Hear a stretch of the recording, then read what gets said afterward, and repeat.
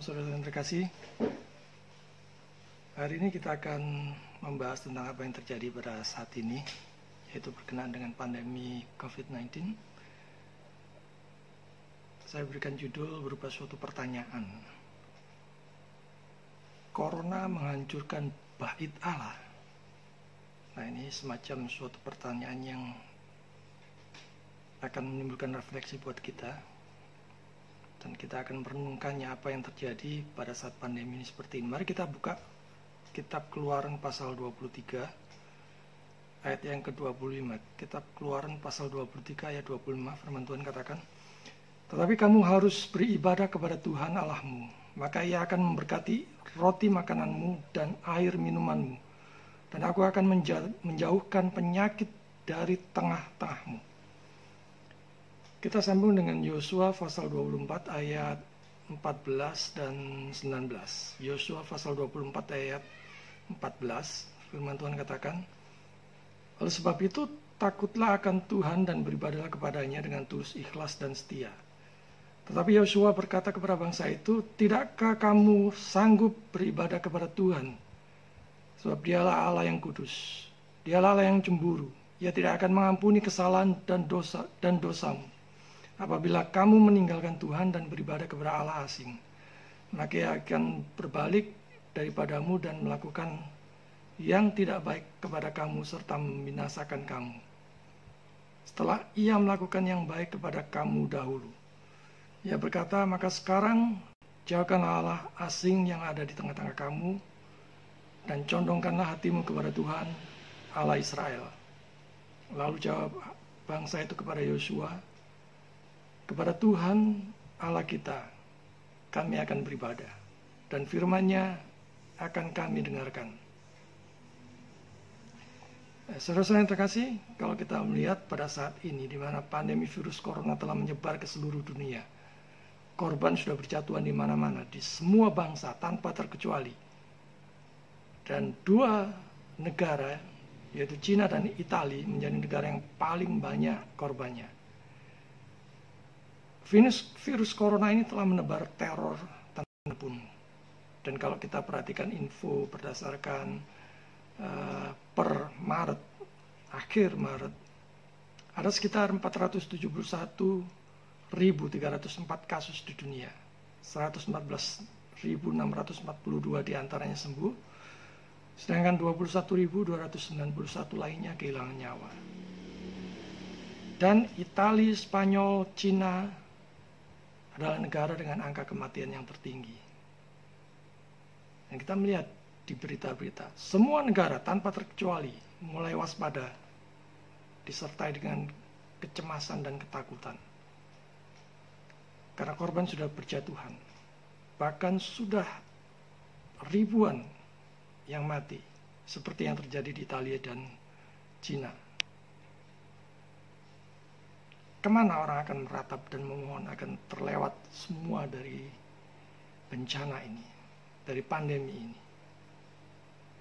Nah, dengan seruan ditutupnya ibadah secara langsung tatap muka di dalam gedung gereja, membuat para pendeta, para hamba Tuhan mulai pusing memikirkan, dalam tanda petik, pemasukan, biaya operasional, perawatan, maintenance gedung gereja, dan lain-lain. Gereja-gereja juga mulai suci, mulai sepi, karena ibadah tatap muka langsung sudah ditiadakan, mulai ditiadakan. Dan ini tanpa terkecuali, dari mega church, dari gereja yang besar, sampai gereja-gereja yang kecil. Serempak mulai meniadakan ibadah, kumpul bersama, untuk mengurangi berkumpulnya orang banyak di dalam satu titik, dalam satu tempat. Gereja dalam hal ini, dalam tanda petik, dipaksa kosong saat ini, seperti kalau kita merenungkan, seolah-olah Tuhan sedang marah, seperti Tuhan Yesus yang sedang marah di bait Allah, saat dimana bait Allah dijadikan sarang penyamun. Nah, apakah kita juga termasuk yang Tuhan maksud, yang harus dicambuk dan diobrak-abrik? di mana saat ini banyak yang menganggap gereja adalah milik pribadi. Dan banyak hamba Tuhan yang menjadikannya sebagai ladang bisnis, fashion style, ibadah yang hanya entertain, duniawi. Dan banyak lagi hal menjijikan lainnya yang terang benderang di hadapan Tuhan yang terjadi di dalam peribadahan. Banyak negara yang sudah melakukan lockdown, melarang warganya berkeliaran di luar yang bisa memperparah penyebaran virus tersebut. Nah, kemudian muncul ide dengan teknis ibadah baru abad milenial, yaitu ibadah online, persekutuan online, live streaming, sampai ibadah di dalam jumlah kecil orang yang terbatas, jumlah yang terbatas di rumah-rumah. Apakah karena ketakutan, karena kecemasan, atau mungkin panik? Bagaimana agar teknis ibadah online tersebut membawa jemaat untuk tetap dan makin dekat kepada Tuhan, namun juga tetap hikmat, tetap penuh hormat kepada Dia, dan takut serta gentar, namun tetap ada sukacita sebagai orang yang sudah ditebus, sebagai orang yang sudah diselamatkan. Nah, beberapa gereja memilih untuk taat, untuk tetap mengadakan ibadah seperti biasa disertai dengan aturan teknis semprot, dengan sanitizer, dengan jumlah yang terbatas, dikurangin jumlahnya, 50%, bahkan 50% lebih, dan sebagainya.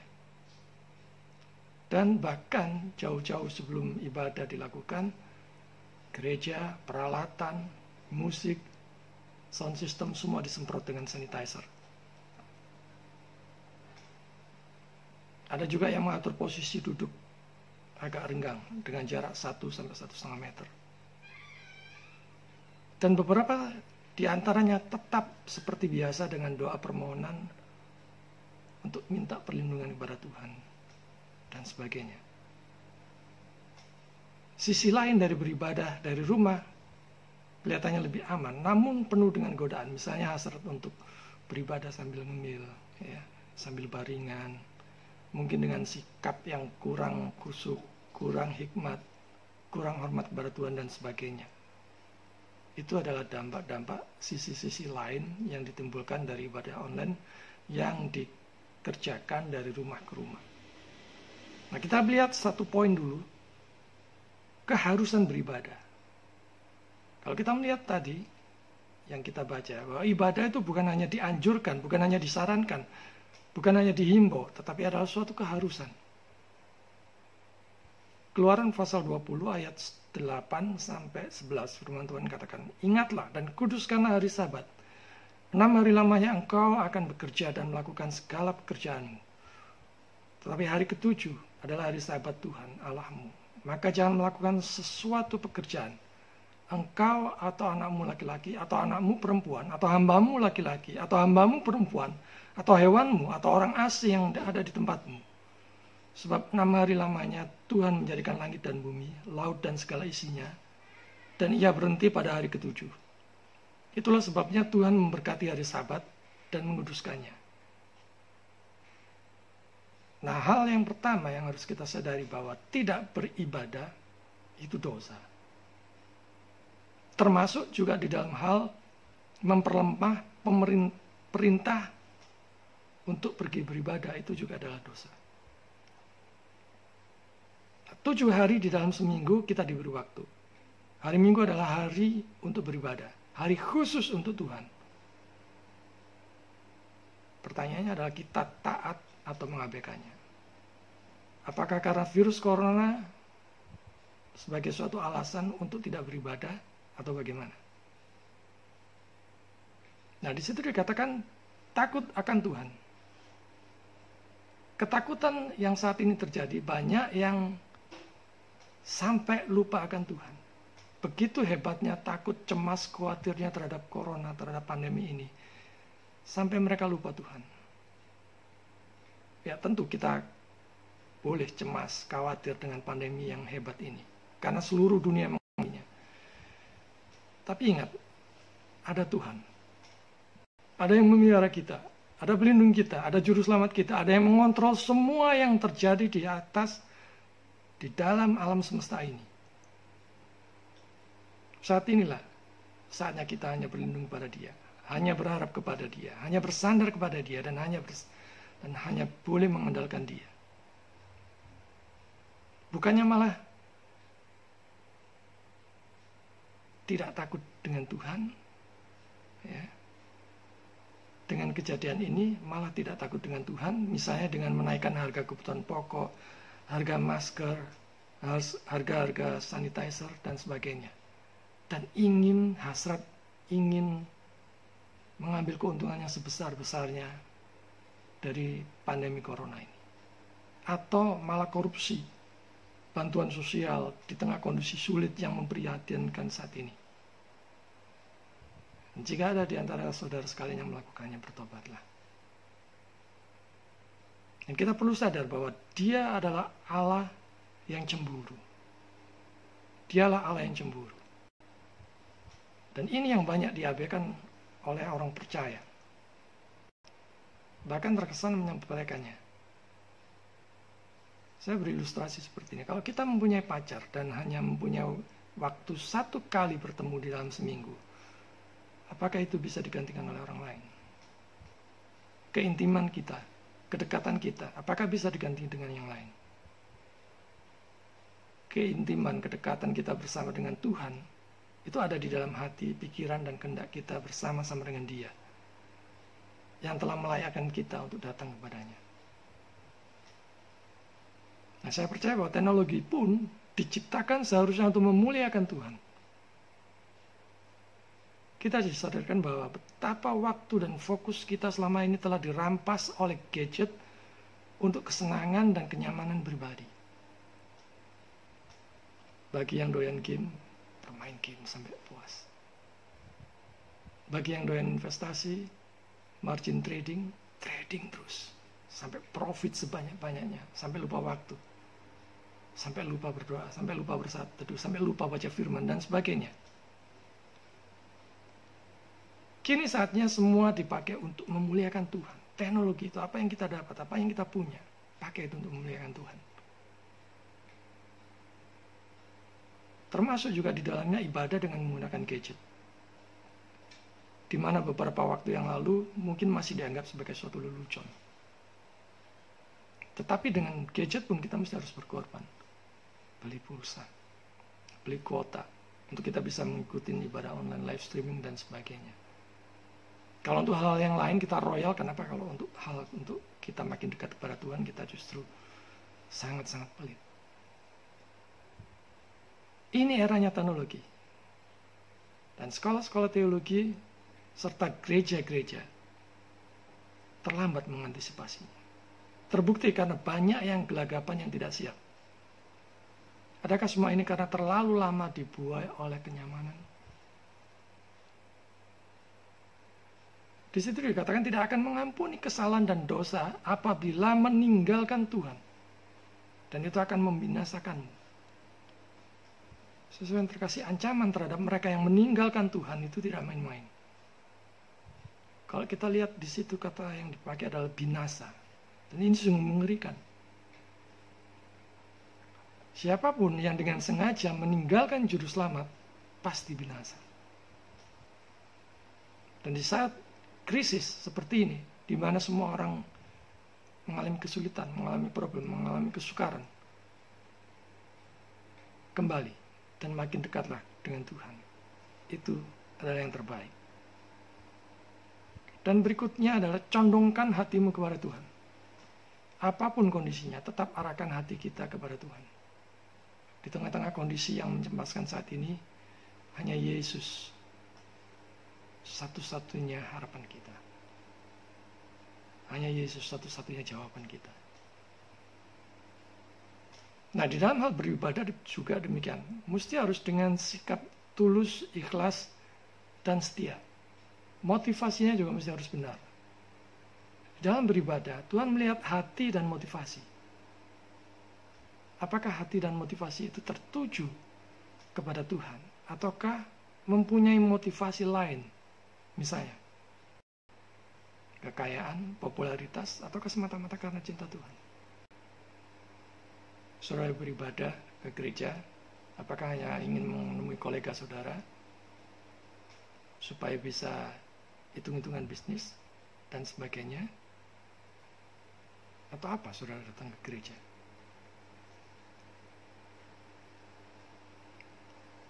Hanya kepada Dia kita beribadah. Tidak ada yang lain yang kita tuju selain kepada Dia, selain kepada Tuhan Yesus. Dan hanya mendengarkan firman-Nya, hanya mendengarkan firman Tuhan. Pusat ibadah adalah pemberitaan firman Tuhan. Bukan musik, bukan pula kesaksian-kesaksian. Sebab firman Tuhanlah yang mengubahkan hati seseorang siapapun dia. Emosi yang dibangun begitu dominan, itu akan membuat jemaat sukar atau sulit mendengar, mencerna firman Tuhan dengan baik. Nah, berikutnya mari kita merefleksikan diri, merenungkan semuanya. Apa maksud Tuhan dengan semua ini? Dengan pandemi corona seperti ini yang sampai sekarang belum selesai, belum kelar-kelar. Belum ada tanda-tanda yang baik.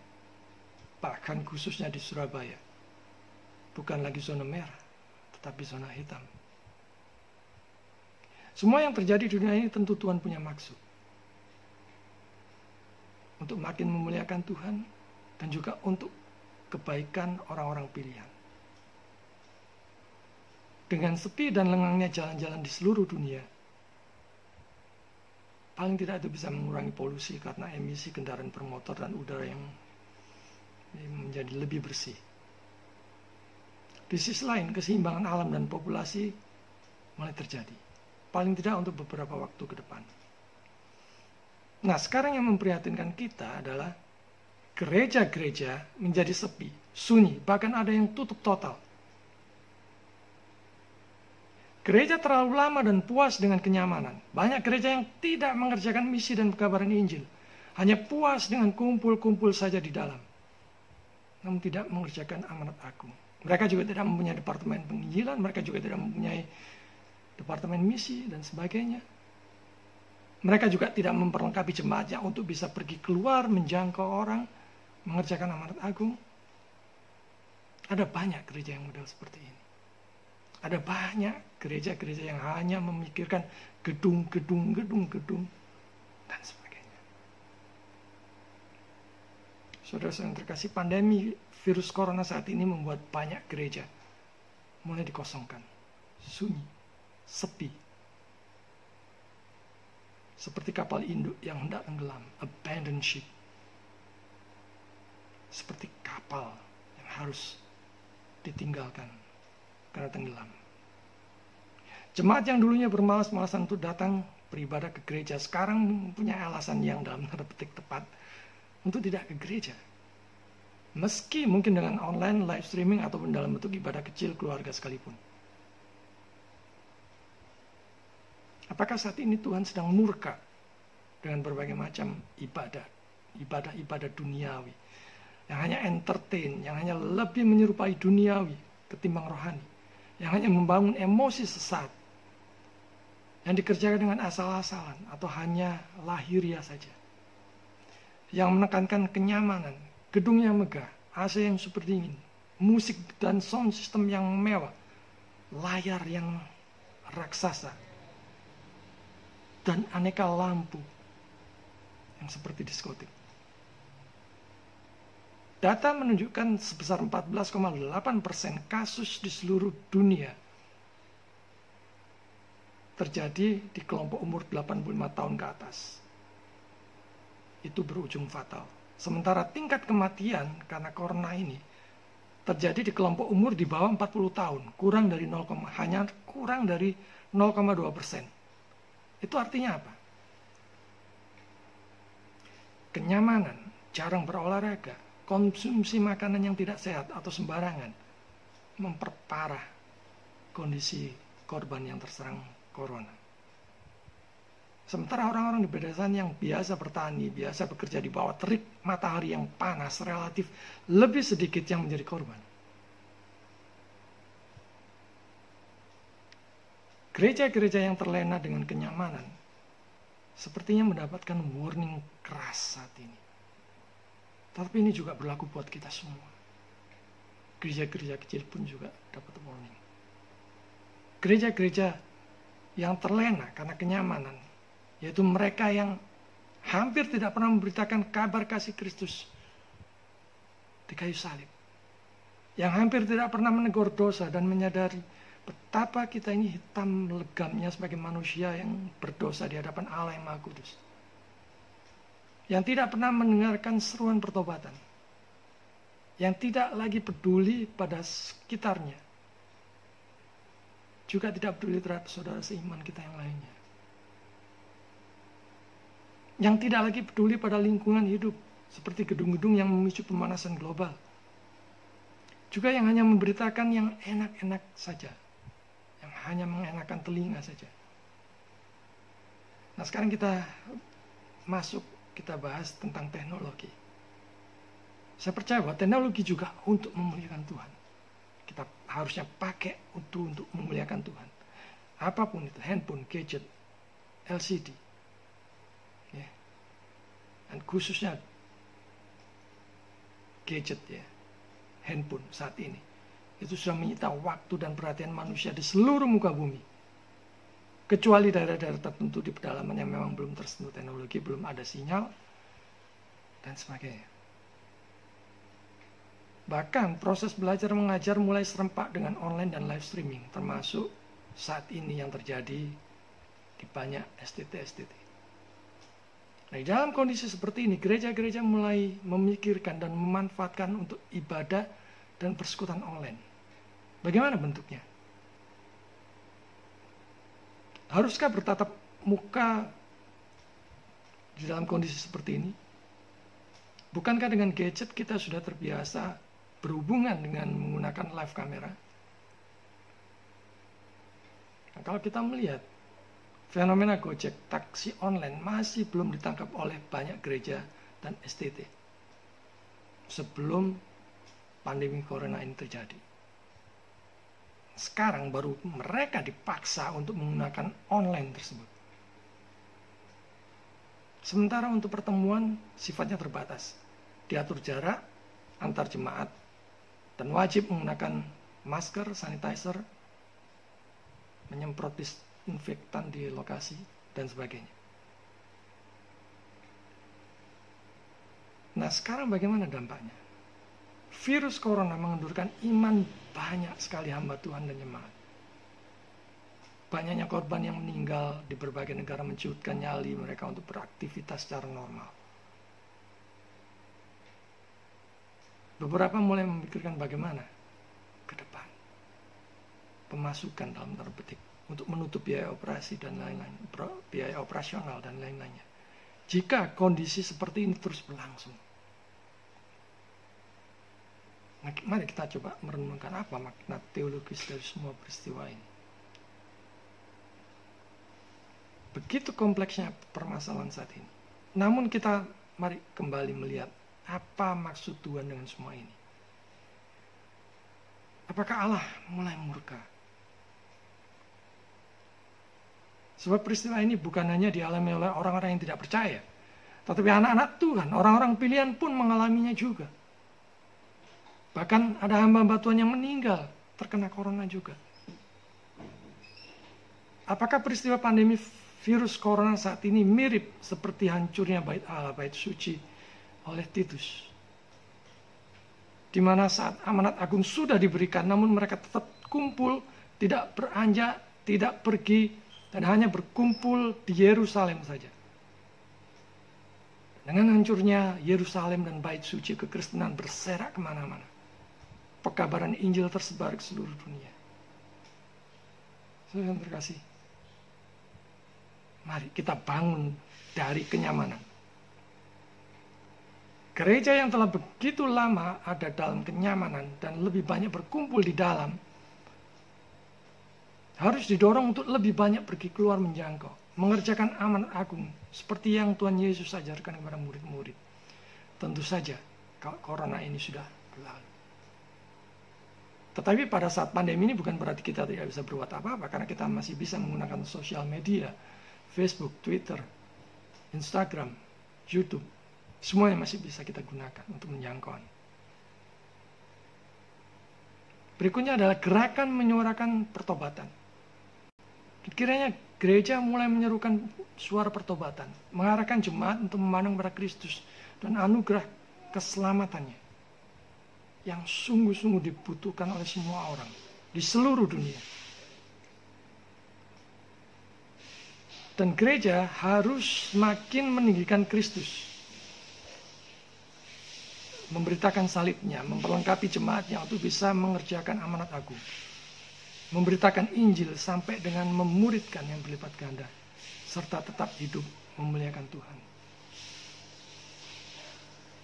Dan gereja harus semakin peduli kepada sesama manusia dan lingkungan hidup. Ekoteologi. Gereja hanya buka hari Minggu, itu pun hanya di jam-jam tertentu.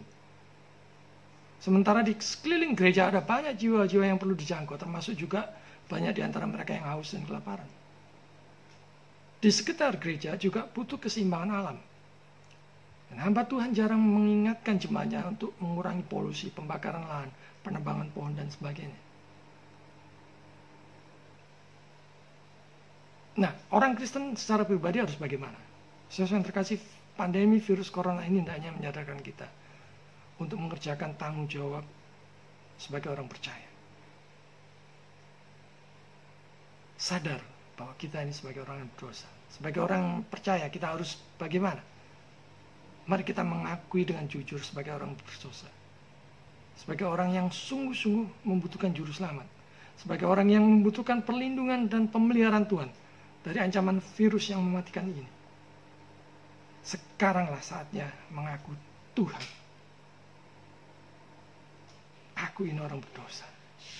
Selamatkanlah. Dan berikutnya adalah bertobat dan menerima juru selamat. Bukan hanya Indonesia, tetapi seluruh dunia harus secara simultan, secara keseluruhan, segera berbalik dan bertobat pada Tuhan. Baik secara individu maupun bersama-sama. Dan seruan ini bisa dimulai melalui gereja masing-masing, melalui hamba Tuhan masing-masing, melalui pelayannya masing-masing. Dan juga tetap pergi keluar mengerjakan amanat agung. Bagi yang belum tahu caranya bisa ikut pelatihan-pelatihan atau membeli buku-buku tentang misi pekabaran Injil dan pemuritan. Juga mulai mengerjakan pelayanan yang berani mencoba untuk sesuai dengan talentanya masing-masing dan terus mengasahnya. Dan gunakan itu justru pada saat lockdown, pada saat kita di rumah saja saat ini. Kerjakan apa saja, lakukan apa saja untuk memuliakan Tuhan, untuk menjangkau. Saudara yang terkasih, Yesus Kristus sebagai kepala gereja yang melindungi jemaat orang-orang pilihannya sendiri. Dan ini adalah saat di mana Tuhan sendiri sedang menampi. Ya, saudara tahu menampi ya, ditampi sampai halus. Ya. Untuk menunjukkan mana-mana yang setia, mana-mana yang tidak. Mana gembala upahan, mana gembala yang asli. Mana yang alkitabiah, mana yang kosong. Sekaligus menguliti ajaran-ajaran palsu yang selama ini mengambil keuntungan dengan kedok mujizat, berkat-berkat, dan kenyamanan. Dan kesempatan bagi setiap pribadi untuk berteriak, berdoa langsung hanya melalui Yesus, bukan yang lainnya. Dan masa-masa kesukaran seperti ini juga menyadarkan kita untuk tidak terpana pada ibadah lahiriah saja, yang melekat pada seperti gedung yang megah, mewahnya fasilitas, jumlah jemaat yang fantastis dan sebagainya. Tetapi pada hal yang rohania, yang melekat hanya pada Yesus dan karya penebusannya. Dan tak kalah penting adalah sadar akan pentingnya ekoteologi di mana Allah menempatkan kita di dunia ini untuk mengelolanya dengan bertanggung jawab, dengan terus menjaga keseimbangan alam. Mari kita koreksi diri sendiri. Bagaimana kita di hadapan Tuhan? Supaya lebih baik. Ya. Apakah kita lebih baik daripada terus? Apakah kita akan menjadi lebih baik kalau kita terus-menerus dalam ketakutan, menyalahkan, mengutuk dan sebagainya karena pandemi corona seperti ini? terhadap virus corona yang kita tidak tahu apa ketetapan Tuhan atas semua ini. Apakah itu untuk pengendalian polusi, untuk keseimbangan alam, untuk menjaga polusi, ataukah alam murka bagi kita semua? Saat ini sebagian dari keadilan Tuhan serta anugerah kasih karunia Tuhan dinyatakan. Gereja besar, apalagi mega church, mempunyai risiko yang besar untuk mengadakan ibadah seperti saat ini, kalau dipaksakan. Mari masing-masing hamba Tuhan mempergumulkan dengan sungguh-sungguh bagaimana kita bisa terus mengadakan ibadah, apakah itu online, apakah dengan jumlah yang terbatas 50%, ataukah bahkan kurang dari 50% dengan sistem jadwal yang berbeda-beda. Saudara, ini adalah masa darurat yang gawat. Kesadaran dan tanggung jawab sangatlah penting, seperti bagaimana kondisi kesehatan saat ini. Apakah harus hadir atau cukup ikut ibadah online yang juga banyak yang belum tahu bagaimana caranya. Dan dengan peristiwa ini, STT pun disadarkan untuk mengikuti kemajuan zaman terhadap sistem perkuliahan berbasis teknologi. Kalau tidak, maka akan ketinggalan seperti taksi konvensional dari taksi online. Sikap sombong dengan defend iman atau sebaliknya merasa nyaman seperti biasa, kangen AC, suasana kebersamaan, dan sebagainya. Juga tidak membuli mereka yang tetap mengadakan ibadah dengan jumlah yang sangat-sangat minim dengan pertimbangan tertentu, atau mungkin karena memang jemaahnya sedikit. Baik online maupun offline harus bersama-sama dikerjakan untuk memuliakan Tuhan. Dan tidak gegabah dengan sungguh-sungguh mempertimbangkan untuk menghindari jatuhnya korban yang lebih banyak lagi. Mari bersama-sama kita mohon belas kasihan Tuhan, agar pandemi corona ini segera berlalu, dan kita tetap bisa beribadah kepada Tuhan, dan makin giat dan bersukacita bagi kemuliaan Tuhan. Tuhan memberkati.